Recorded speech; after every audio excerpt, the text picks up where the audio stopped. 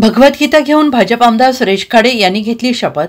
काँग्रेस खासदार संतापल्यास संविधानाची करून दिली आठवण. राज्यात महायुतीचं सरकार स्थापन झाल्यानंतर आज विधिमंडळाचे विशेष अधिवेशन सुरू झाले.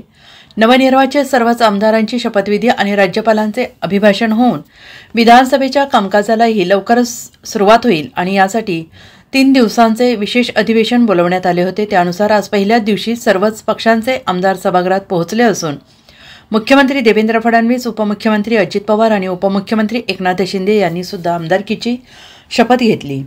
मात्र भाजपच्या एका आमदाराने चक्क भगवद्गीता सोबत घेऊन आमदारकीची शपथ घेतल्याने नवा वाद निर्माण झालाय.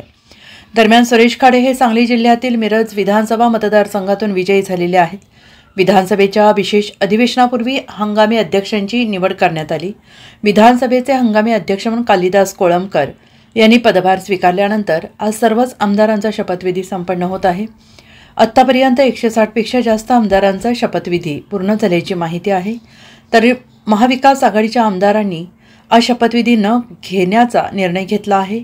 ईव्हीएमवर शंका उपस्थित करत विशेष अधिवेशनातच महाविकास आघाडी आक्रमक झाल्याचं पाहायला मिळालं. दरम्यान भाजप आमदार सुरेश खाडे यांनी आमदारकीची शपथ घेताना चक्क भगवद्गीता आपल्यासोबत ठेवली होती.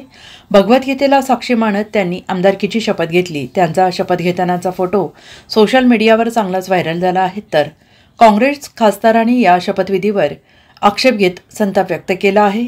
विधानसभेच्या सभागृहात शपथविधीवेळी भगवद्गीता ठेवण्यात आली. मुळात हे सभागृह आहे, त्यामुळे येथे धर्म बाजूला ठेवून सभागृहात यायला हवं, कारण इथं संविधान महत्त्वाचं आहे.